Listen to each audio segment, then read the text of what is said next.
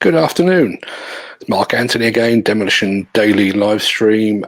Just to let you know, this episode of the live stream is brought to you in conjunction with Northern Track. Northern Track is a proven British manufacturer of selector grapples for excavators in the 13 to 25 tonne operating weight range. And at a time when the importation of products might be difficult, Northern Track has attachments in stock. So to find out more, head on over to northerntrack.com. Now, before we get into the nitty-gritty of today's show, I just wanted to remind you very quickly that today, or tonight rather, at 7 p.m, we will be hosting the first and quite possibly the last Demolition Social Club get-together online using the Zoom platform. So rather than listening to me babble on like you're about to, you can actually have your say on the current situation that's impacting all of us. If you'd like to take part, just head on over to demolitionnews.com. The lead story there has a big banner that says Demolition Social Club. Gives you full details of how to join, how to take part. Effectively, if you've got a computer, a tablet computer, or even a smartphone, you can take part. Now, one of the comments that I've had most often since we launched the Demolition Daily live stream is, how do you stay so positive? If only my wife could hear that. I'd love to say that's my natural persona. I'm one of those annoying positive people that sees the silver lining rather than the cloud. In truth, that couldn't be further from the truth. All of my daily positivity at the moment is a complete facade. A few years ago, I went through a pretty prolonged period of mental health issues. I guess the correct term is probably depression, but here in my house, we just refer to it as my wobble. In a relatively short space of time, I lost my business partner to suicide. I lost my best friend in a motorcycle accident. And then my father was taken seriously ill. So for more than a year, I was eating happy pills like other people eat Smarties. 6 months after I weaned myself off those pills, I had a second wobble, this time for no apparent reason. But as a result of having gone down this path twice, I kind of know the signs of when I'm likely to start to fall victim. I know that at times like that, I generally just want to be alone. I become quiet and withdrawn. And with all that's going on in the world at the moment, I'm very aware that it'd be very, very easy for me to slip back into that mindset. So rather than sit and dwell on the fact that I can't work, that I can't socialise, and I'm not currently earning any money, I come on here each day partly to provide a public service and to try and keep the demolition industry informed and even entertained. But I also do it primarily to occupy my mind, to put some structure into my day, to force me to speak when in reality I'd much rather just pull the duvet up over my head and pretend it wasn't happening. Now, before you all pull out the violins, I'm not sharing this for sympathy. I'm sharing it today because our guest today knows all about mental health issues, the sort that are facing me and thousands of others working within the demolition and construction industry. James Rudoni is the managing director of industry charity Mates in Mind. Mates in Mind was launched in 2017 to raise awareness and to address the stigma of poor mental health and improve mental well-being in the construction industry. And I'm going to call him in right now, and hopefully he can hear us. Hello, afternoon, Mark. Good afternoon, James. Good, thanks for joining us. For those that don't know, I've done a very quick intro, but for those that don't know, can you give us a quick introduction on exactly what Mates in Mind is all about? Yeah, so Mates in Mind started about 3 years ago, and the intention was to reach 75% of the construction sector with raising awareness around the stigma of poor mental health and the impact that has on individuals, to try and dispel it and to remove it from the industry. We know that men are already the highest risk, and suicide is the biggest killer of men, more than anything else, more than cancer or anything else, for men under 50. So it was a real issue that we felt needed some serious attention, and construction being such a male-dominated space, the impact of that was prevalent. And we know that still today, around 2 construction workers every working day take their own life.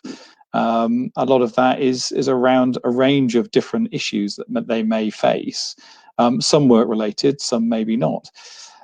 So what we do is we work with organizations to make sure that all the employees in an organization understand what is mental health, what is it when we talk about it, what are the signs of mental health, and you talked about that just when you were talking about your own challenges you face. And we put in place the right sort of support mechanisms for their managers as well, so they know how to manage it when someone puts their hand up and says, I'm struggling with my mental health.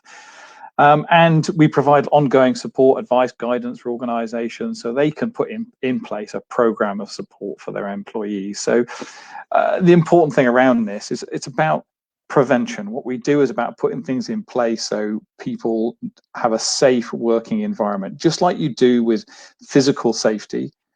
We want to have something in place where if people are struggling with their mental health or concerned that they may be, that they can go to their employer and say, I'm struggling with this, or this is causing me concerns or anxiety.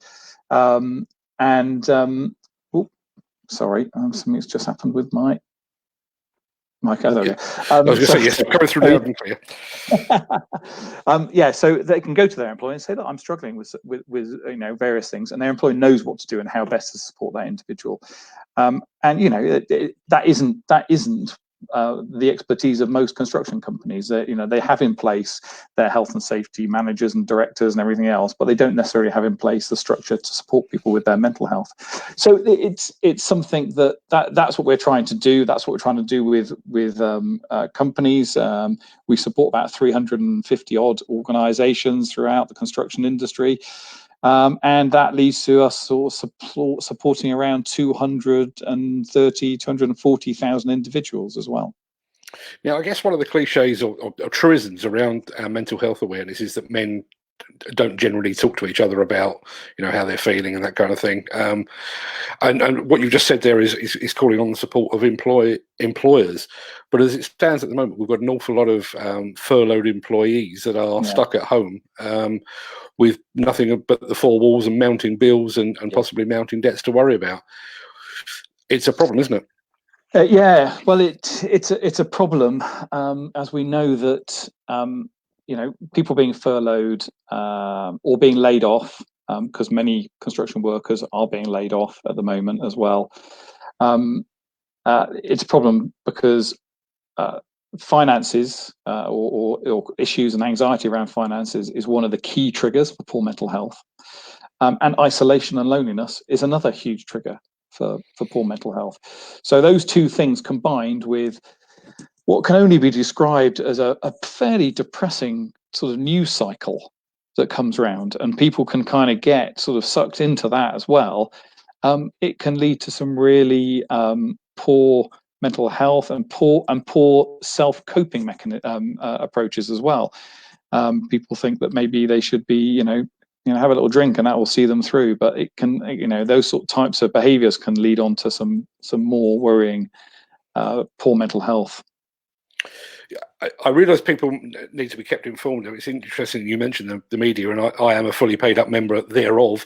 But there is an argument, I guess, that despite the fact that people do need to be kept informed, we've got a 24-hour news cycle that just seems to be regurgitating bad news upon bad news upon bad news. I mean, even to the point where, my day stops to find out the latest death toll from the coronavirus. That's going to have a really significant negative impact on certain, vulnerable people, isn't it? It is, and it's about getting balance. Like with a lot of things in life, yes, you want to be informed, but it's probably not a good idea to have that news cycle sort of in the background constantly all day long, every day, because it's not going to put your mind at any greater ease. It's probably going to create more anxiety and worry than anything else. Yeah, I mean, the other point as well, I mean, I always tell people I like to think I'm not defined by my job, but the past few weeks have really proved that, my job structures my life. It tells me what time I need to get out of bed. It tells me what time I need to go back to bed, who I need to speak to, what I need to speak about. There'll be a lot of people in the same position now who find themselves effectively lost while they're stuck at home, aren't they? Yeah, and if you're furloughed, you're not allowed to work. That's one of the restrictions around it. So even if you've not been laid off, but you've been furloughed, you can't go to work or do anything. So it may be that you want to go and volunteer for an organization. You want to find other things to occupy your mind, like what you're doing, Mark. You've taken up something that occupies your mind so that you're not just sat at home staring at the four walls, and you feel useful, I'm sure, and you're doing something positive. Other people, there may be things that they can do in their community, or they can do for their friends and neighbors to support them through this difficult time, and it will help, and it may even give them a bit of routine, and that's really important. So, for those that may be furloughed or maybe working from home, because there are owners of businesses and managers, etc., and some, or some people within the construction industry that are still working at home, it's really important to try and have a bit of a routine and a bit of a workday routine, and have that work environment where you are setting, wherever you might be in your home. So trying to create that is really important as well. Now, you've mentioned the fact that your work is primarily with the employers, and then that filters down to the employees. Given the fact that there is that disconnect at the moment with people being furloughed, where can the average demolition man, the average construction man, woman, find more information? Where can they go if they are in need?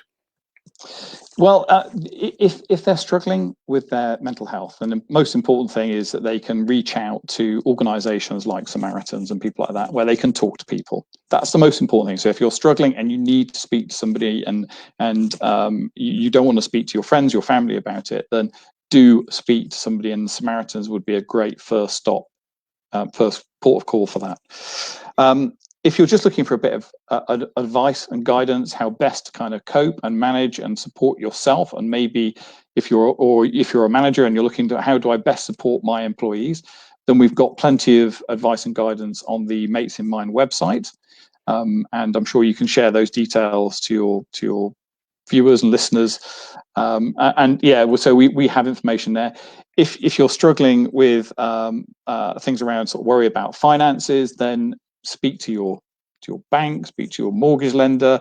There is also, again, advice and guidance on the Mates in Mind website that can point you to some other organizations that can help you with that as well.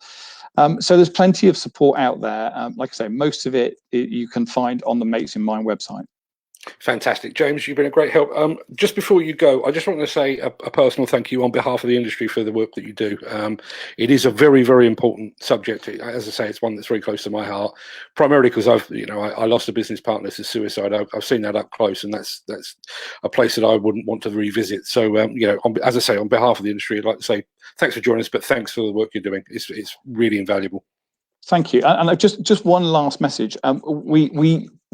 It's tough times. I know it's tough times for people out there at the moment, but we still need the support and help of the construction industry. And tomorrow we will be formally launching our COVID-19 relief appeal. And so we'll be asking people if they can make some donations and support to Mates in Mind to ensure that we can continue to support individuals, particularly aimed at the sole traders and self-employed, so we can make sure they're getting access to advice and guidance and mental health support that they need to help them get through these tough days. So we'll share that with you, Mark, as well. So if you can help get that message out there, because it's so important that we can continue to offer the support out to as many people as possible. Absolutely. Well, you send that over to us, and I'll spread that far and wide. James, in the meantime, thanks ever so much again, and I'll speak to you again very, very soon. Yes, look forward to it. Thanks, Mark. Cheers. Bye. Right, back to just me. Just wanted a quick reminder, and I think it's worth reminding everyone the reason that we're doing the Demolition Social Club tonight is primarily for the same reason that we've just been talking about. We are a lot of people, primarily men, but women are welcome as well. But we're stuck at home. That's not our natural environment. I think a lot of us are used to getting up early in the morning, making an early start, working long hours, lots of banter around the site, chatting with your friends, and sharing a cup of tea at lunchtime and that sort of thing. And we've lost that. So the whole idea of tonight's Demolition Social Club, which sounds a lot more grand than it will actually be, is just really an opportunity to give everybody a chance to have a chat with people like themselves. You know, they are stuck at home, probably a bit bored.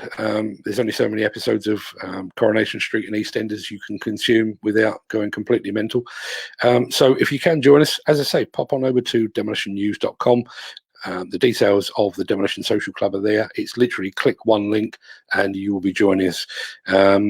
We kick off at 7 o'clock. I'll probably be there a minute or two ahead just to make sure the technology is working. If you can find the time, please do so. We'd love to see you there.